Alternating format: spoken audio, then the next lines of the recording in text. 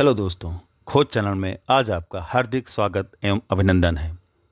खोज चैनल आज आपके लिए जो संत चरित्र लेकर के आया है वो बहुत ही अद्भुत और बहुत ही विशेष है। तो दोस्तों, इसे कृपया ध्यान से सुनिए और अपने जीवन में उतारने का प्रयास कीजिए। अगर संत चरित्र आपको पसंद आए तो चैनल को कृपया सब्सक्राइब अवश्य करें। दोस्तों, प्रसंग का नाम है भक्त सेठ रमन लाल। दोस्तों, सेठ रमन लाल का देश विदेश में कई जगह कारोबार था। बड़ी बड़ी नावों में देश से माल विदेश भेजा जाता था और विदेश से यहां लाया जाता था। रमन लाल अत्यंत साधु स्वभाव के भक्त पुरुष थे। भगवान में उनका अगाध विश्वास था। वे श्रीमद् भगवत गीता के बड़े विश्वासी थे।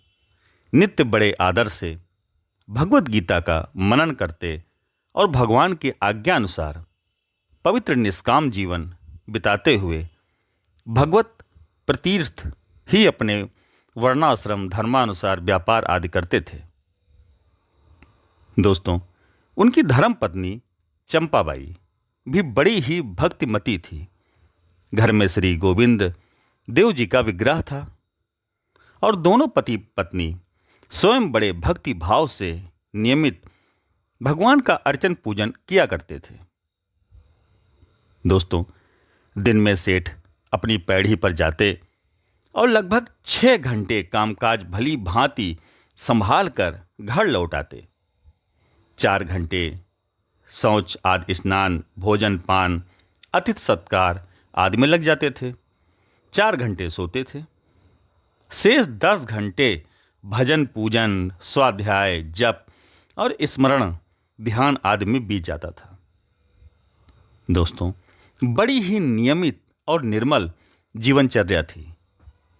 उनके आदर्श सद्व्यवहार से सैकड़ों मुनीम गुमास्ते और नौकर चाकरों की तो बात ही क्या, दूर दूर के लोग भी बड़े संतुष्ट थे। जो भी उनके संपर्क में आता वही उनके प्रेम और सत्कारपूर्ण हित भरे व्यवहार से मुग्ध हो जाता। दोस्तों, वे बड़े व्यवहार कुशल और हिसाब किताब के साफ थे, परंतु उनकी व्यवहार कुशलता में कहीं भी छल कपट या परस्पर वाहरण की कल्पना भी नहीं थी। उनमें परहित परायणता और विनयशीलता तो कूट कूट कर भरी थी। वे किसी पर कभी गुस्सा तो होते ही नहीं थे। सदैव हंसमुख और विनम्र नेत्र रहते थे। दोस्तों, एक बार रसोइया ने भूल से हलवे में शक्कर की जगह नमक का पानी बनाकर डाल दिया और तरकारियों में नमक की जगह शक्कर डाल दी। वह अपनी पत्नी की बीमारी के कारण रात भर जगा हुआ था और पत्नी की रुग्णता के कारण उनके मन में चिंता भी थी। इसी से भूल हो गई।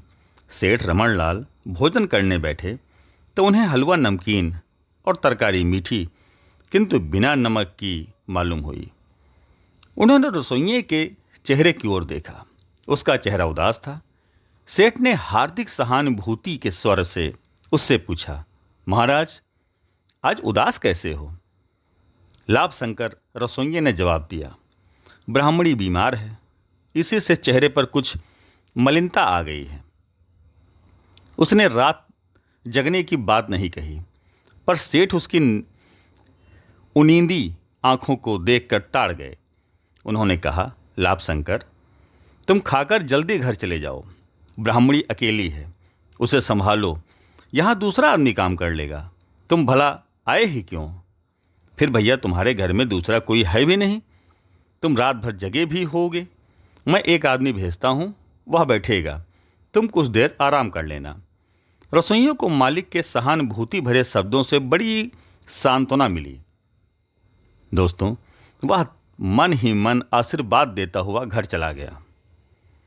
लाभ शंकर के चले जाने पर सेठ रमन लाल ने अपनी पत्नी चंपाबाई से धीरे से कहा, देखो, बेचारा डर के मारे स्त्री को बीमार छोड़कर काम पर आ गया। रात की नींद थी, ब्राह्मणी की चिंता थी, इससे उसने भूल से हलवे में नमक और तरकारियों में शक्कर डाल दी। अगर इन चीज़ों को घर के सब लोग नौकर चाकर आदि खाएंगे तो बेचारे ब्राह्मण की हंसी उड़ाएंगे और उसे भारी दुख होगा। अतएव ये चीज़ें गौशाला में ले जाकर गायों को खिला दो और जल्दी से दूसरी बार हलवा तरकारी बना लो, जिसमें लाभ शंकर को भूल का किसी को भी पता न लगे। चंपाबाई ने वैसा ही किया। बात बहुत छोटी है दोस्तों, परंतु इससे सेठ रमन लाल की विशाल हृदयता और सदा सहायता का पता लगता है। दोस्तों, कुछ दिनों बाद एक दिन चंपाबाई ने हंसते हंसते लाभ शंकर को उसकी उस दिन की भूल की बात बतला दी। वह बेचारा सुनकर सकबका गया। उसने सेठ के पास जाकर क्षमा मांगी। सेठ ने प्यार करते हुए उससे कहा, लाभ शंकर, तुम्हारी जगह हम होते तो वैसी हालत में हमसे तो कोई दूसरा काम ही नहीं बन पड़ता। तुमने इतनी सारी रसोइयाँ बनाई तो नमक शक्कर में जरा उलट पुलट हो गया, इससे अपराध क्या हो गया जो तुम क्षमा मांगते हो? तुम्हारी नीयत तो बुरी थी नहीं। लाभ शंकर का हृदय कृतज्ञता से भर गया। उसने विनय के साथ कहा, सेठ जी, मैं जानता हूँ आप बड़े दयालु हैं, पर आपने मुझे भूल बताई क्यों नहीं? सेठ रमन लाल बोले, भैया, उस दिन तुम पहले से ही दुखी थे। तुम्हारी भूल बताकर मैं तुम्हारा दुख ही तो बढ़ाता। फिर सच्ची बात तो यह है कि मुझसे कभी भूल ना होती हो तो मैं तुम्हारी भूल की चर्चा करूं। जब मैं खुद अनेकों भूल करता हूं, अच्छी हालत में भूल करता हूं, तब तुमसे एक विशेष परिस्थिति में बनी मामूली भूल की चर्चा चलाकर नई भूल क्यों करता? दोस्तों, दूसरों की भूल पर उसी को बुरा मानने का अधिकार हो सकता है जिससे जीवन में कभी भूल ना हुई हो। तो दोस्तों, एक बार सेठ रमन लाल की कुछ मामले से भरी नावें समुद्र में डूब गईं। मल्लाह तो सब बच गए, परंतु माल का कुछ भी हिस्सा नहीं बचा पाया। सेठ को समाचार मिला तो उन्होंने निर्विकार चित्त से कहा, अवश्य यह कोई पाप का पैसा था, नहीं तो भगवान के निर्भ्रांत मंगल विधान से नाव डूबने का प्रसंग ही क्यों आता? पीछे पता चला कि जहां से माल आ रहा था वहां के कर्मचारियों ने पैसे के लोभ से अनुचित कमाई की थी।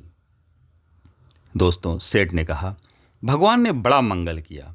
जो पाप से लदी नावें राह में ही डूब गईं। कहीं वो घर पैसा आ जाता तो पता नहीं उससे हम लोगों की बुद्धि बिगड़ने पर क्या दशा होती। दोस्तों, यह छोटा सा मार्मिक प्रसंग आपको कैसा लगा? प्रसंग यदि पसंद आया हो तो चैनल को सब्सक्राइब अवश्य करें। धन्यवाद। जय हिंद, जय भारत।